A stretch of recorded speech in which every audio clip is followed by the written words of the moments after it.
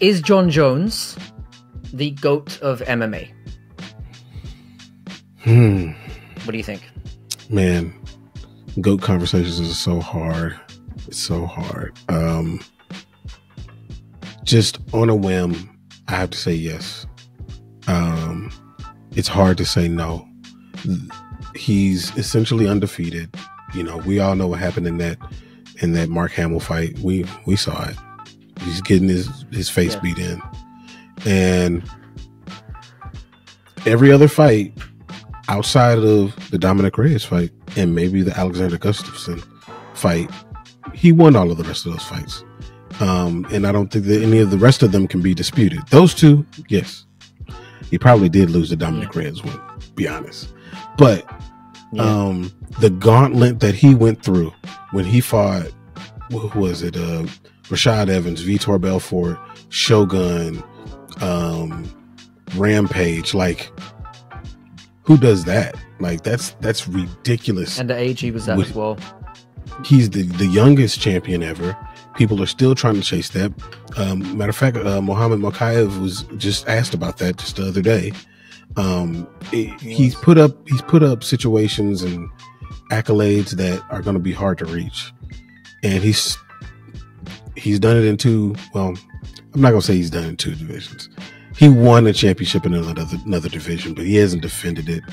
I kind of don't even. I mean, I count it kind of a little bit. It's a nice cherry, but it's not the sundae.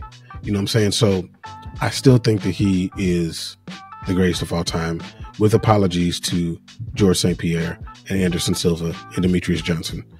Those are the only other people that I would even consider in this conversation. But I think for me, at least today, February or March 1st, I say that he's the GOAT. Yeah. So, like, firstly, before I obviously get into it, I do want to say that I think the whole GOAT argument is really, really dumb. Like, I think the whole debate's really, really dumb. You know, because as we've like spoken about before, there's so many variables. You know, there's the era that the fighters operated in. We talked about this before, how dominant they were, the level of competition they faced, how many defenses they might have had or not have, any asterisks as well that they might have had outside the fights themselves, which I'm going to get to in a second, where we are talking about John Jones. However, you know, the argument still goes on, so we might as well speak our minds about it. Now, speaking of these attributes, like, you've kind of alluded to the fact that on your GOAT mountain, you'd have those four. So it would be John Jones, GSP, Mighty Mouse, and I had Volkanovski up to a certain point, but I'd go with Anderson Silva. So I'd have him, like, those four, I think, are pretty undeniable in terms of the sport overall. So obviously, thinking about those attributes that we've discussed, John Jones obviously has an incredible case. You know, as we talked about, youngest world champion of all time. The competition he's beaten is unreal. I mean, you mentioned quite a few names. You know, he beat Glover Teixeira as well, was another name that came up. He beat in the clinch Prime Shogun. I mean, Glover in the clinch, and that guy was, you know, that guy, as we know, that guy's no joke. Yeah. The way that he beats people as well. You know, you got KOs in there. You got standing gillies. He can wrestle, you know. Yeah, I didn't even mention Lyoto Machida. I forgot about Lyoto Machida. He beat him too. Finished him. Machida, yeah, destroyed him. Just an incredibly well-rounded fighter, and as you brought up as well, he's a two-weight world champion who is undefeated, as you put it. Obviously, there's some caveats with him. You know, he lost to Reyes. Santos almost beat him with no knees. And, you know, let's be real. He didn't have any knees. he nearly did. He didn't even have any knees for 4.5 rounds. Yeah. And, you know, we can't ignore the fact that the guy is a roid cheat and a cokehead. Like, we have to, allegedly. I mean, he's admitted, not even allegedly, he certainly admitted to the cocaine stuff. Absolutely. Himself. Now, my GOAT, you know who my GOAT is. My GOAT's Demetrius. And a lot of people usually discredit him from that list because, you know, he's had losses in his career, like he lost to Dominic Cruz, he lost to Moraes in one.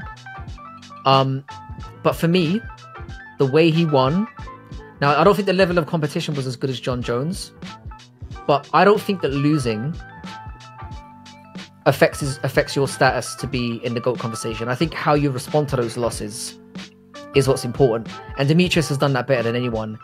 And I think what pushes it over the line for me, you know how I feel about one championship. Mm-hmm. And I think him doing it at his age and after what he achieved in the UFC, going over and doing that in one, there are murderers in that organization, especially at his weight class. I would argue that their weight class, certainly that flyweight, between flyweight and bantamweight, is as good as, if not better than, the UFC's. There are some murderers in there. Yeah. So having like a guy in this modern era who's been a creditable champion in both and he beat Moraes twice. Like, yeah. So he not only avenged that loss, he won the rubber match as well. And with all those defenses, all those wins, the way that he's done it is incredible to me. Also, I have to point this out for those people that haven't seen this. You've seen the fight when he had that sort of mixed rules fight with Rodtang, yeah. Mm-hmm. Yeah, and he basically went toe to toe with him in a fucking kickboxing round and held his own.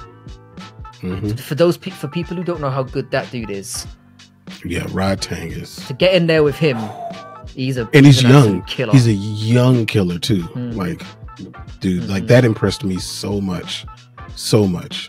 That's when I was like, this is over now. Like, and if you think about the fact that he has no asterisks to his name, you know, it's true. There's never been, you know, the guy's clean. Mm-hmm. You know, the guy does things the right way. So for me, for those reasons, again, I would put him as the greatest of all time.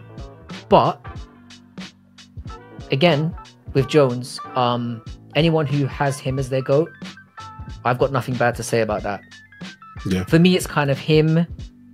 For me, it comes down to three. It's him, GSP, or Mighty Mouse. I think if anyone has any of those three guys as their GOAT, maybe less so with GSP. I'd probably have, because for me, GSP is clearly number 3, and I love GSP.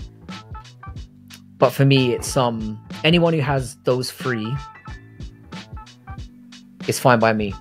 Yeah. I don't think anybody else belongs in that conversation. Not now.